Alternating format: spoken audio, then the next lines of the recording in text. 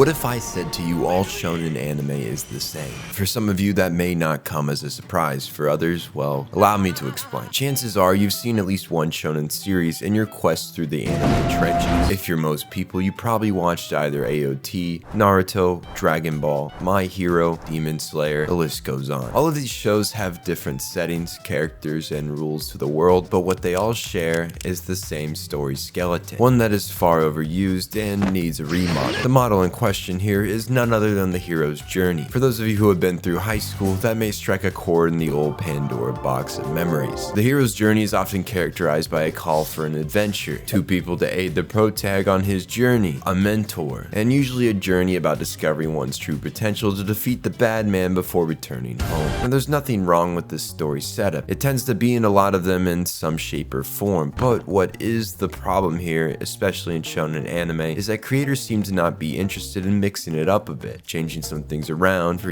something that isn't three characters and their mentor moving in the same continuous cycle for 700 episodes. Now Naruto, you were a good one, but the same can't be said for your shitty sequel. You'll hear me a lot in my videos making jokes that characters are like Sasuke or Naruto or Sakura, and that's just because they are. Even down to a lot of the tropes they are based around. Just look at any main trio of characters. They tend to blend together if you look hard enough. This in itself is not the problem that needs to be faced and changed. It's more the lack of imagination and courage to move outside the norm. Take Jujutsu Kaisen for example. Great show, amazing animation, entertaining. But from a critical perspective, the show is way too predictable. It's already set itself up to follow the hero's journey to the T, and that's the problem I see we're being faced with. Too many shows lately want to follow what I'll call the perfect hero's journey, recycling the same elements of a plot but with different looking characters and settings, pressed towards a fight with the big bad at the end of the series in a huge conflict. Now what I want here is some spice in my life, set my heart ablaze with some crazy leaps of faith, something that feels like the author wrote it not to please an audience, but because he wants it to happen. I won't go into detail on the ending of AOT, but when I read it, it felt like the ending was written as to not upset anyone, which upset everyone. Isayama set Eren up in a way that felt like his development up to the last chapter was completely disregarded at the end, just to seemingly keep the continuum of the perfect hero's journey. But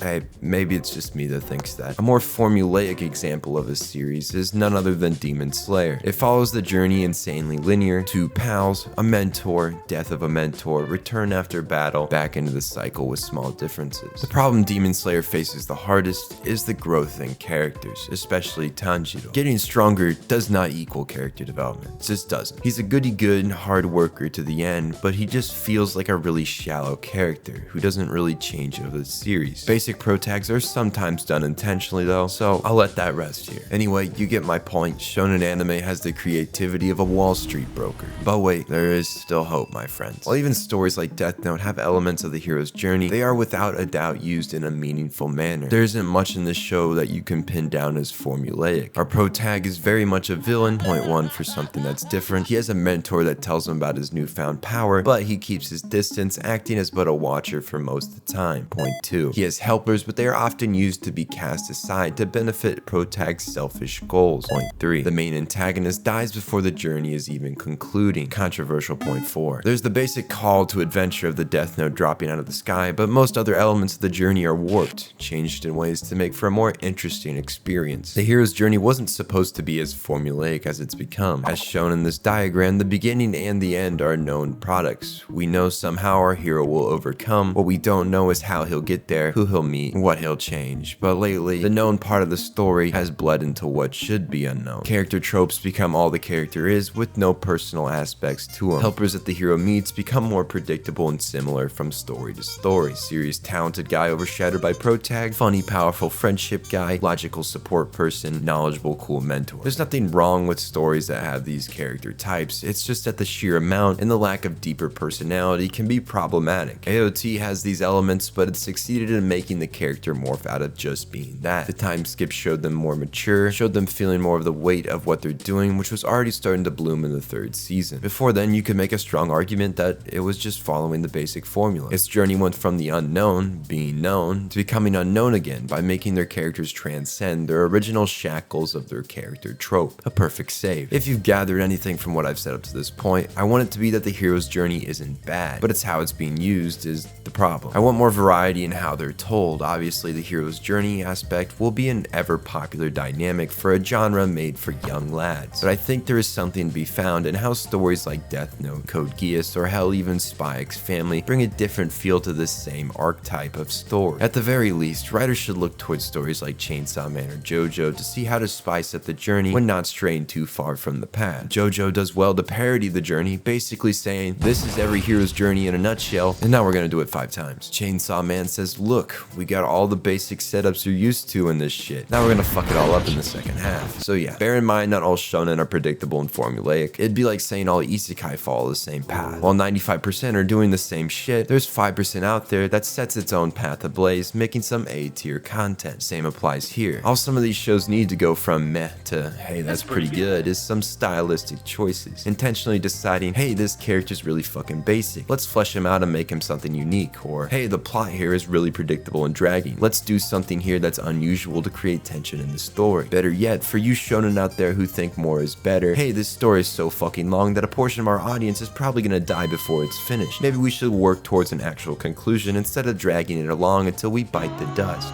You know who you are. So to conclude today's critique and advice for the People's Republic of Anime, don't be afraid to be different. Add that spark to the story that'll give you some momentum and tension. There's more to the making of a hero's journey than following patterns, so use that oddity known as creativity to make something only you can do. Inspiration is done best when it's an additive and not the main ingredient. Cheers. Wake me up when Death Note 2 drops. I love you.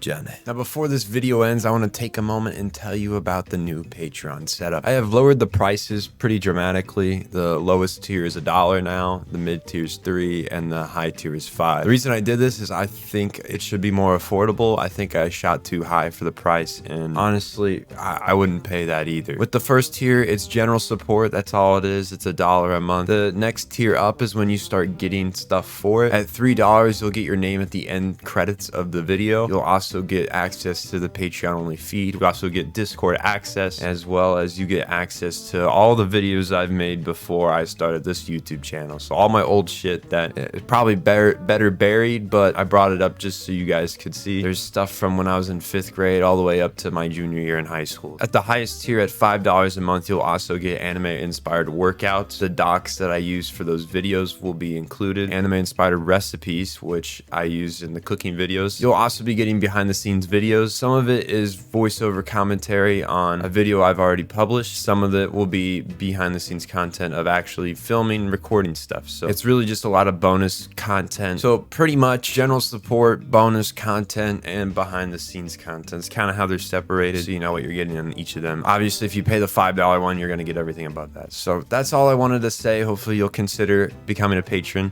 It really helps make this channel all possible. And yeah, I'll see you next time. Jenna.